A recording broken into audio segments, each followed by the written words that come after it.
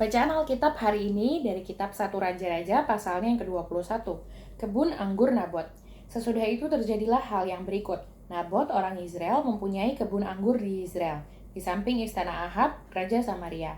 Berkatalah Ahab kepada Nabot, "Berikanlah kepadaku kebun anggurmu itu, supaya kujadikan kebun sayur, sebab letaknya dekat rumahku. Aku akan memberikan kepadamu kebun anggur yang lebih baik daripada itu sebagai gantinya, atau jikalau engkau lebih suka, aku akan membayar harganya kepadamu dengan uang." Jawab Nabot kepada Ahab, "Kiranya Tuhan menghindarkan aku daripada memberikan milik pusaka nenek moyangku kepadamu." Lalu masuklah Ahab ke dalam istananya dengan kesal hati dan gusar karena perkataan yang dikatakan Nabot orang Israel itu kepadanya. "Tidak akan kuberikan kepadamu milik pusaka nenek moyangku." Maka berbaringlah ia di tempat tidurnya dan menelungkupkan mukanya dan tidak mau makan.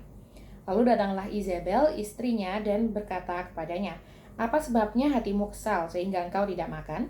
Lalu jawabnya kepadanya, "Sebab aku telah berkata kepada Nabot orang Israel itu, berikanlah kepadaku kebun anggurmu dengan bayaran uang, atau jika engkau lebih suka, aku akan memberikan kebun anggur kepadamu sebagai gantinya."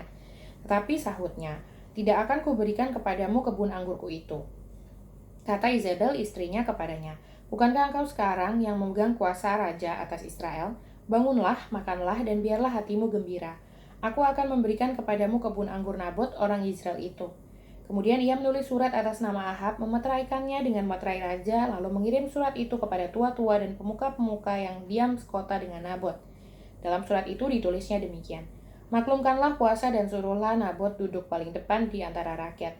Suruhlah juga 2 orang dursila duduk menghadapinya, dan mereka harus naik saksi terhadap dia, dengan mengatakan, 'Engkau telah mengutuk Allah dan Raja.' Sesudah itu bawalah dia keluar dan lemparilah dia dengan batu sampai mati." Orang-orang sekotanya, yakni tua-tua dan pemuka-pemuka yang diam di kotanya itu, melakukan seperti yang diperintahkan Izebel kepada mereka, seperti yang tertulis dalam surat yang dikirimkannya kepada mereka.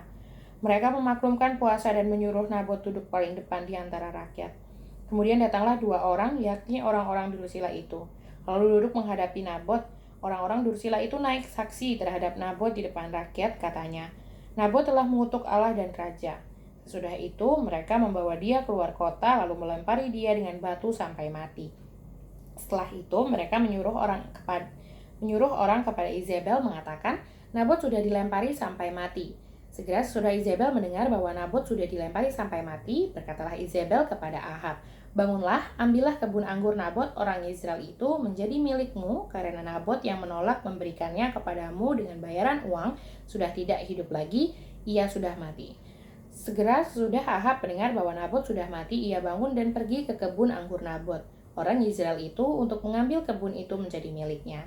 Tetapi datanglah firman Tuhan kepada Elia orang Tisbe itu, bunyinya, "Bangunlah, pergilah menemui Ahab, raja Israel yang di Samaria. Ia telah pergi ke kebun anggur Nabot untuk mengambil kebun itu menjadi miliknya. Katakanlah kepadanya demikian, 'Beginilah firman Tuhan, engkau telah membunuh serta merampas juga.' Katakan pula kepadanya, 'Beginilah firman Tuhan, di tempat anjing telah menjilat darah Nabot, di situ jugalah anjing akan menjilat darahmu.' Kata Ahab kepada Elia, 'Sekarang engkau mendapat aku, hai musuhku?' Jawabnya, 'Memang sekarang aku mendapat engkau, karena engkau sudah memperbudak diri dengan melakukan apa yang jahat di mata Tuhan. Sesungguhnya aku akan mendatangkan malapetaka kepadamu.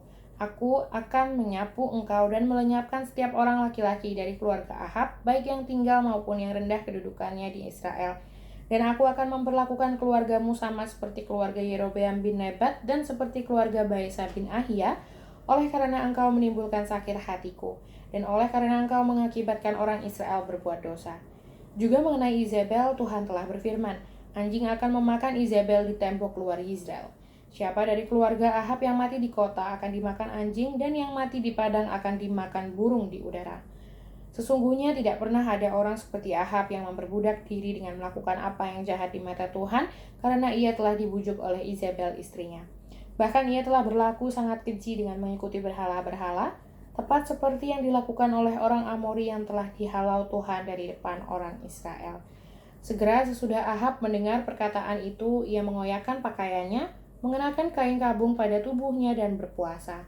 Bahkan ia tidur dengan memakai kain kabung dan berjalan dengan langkah lamban.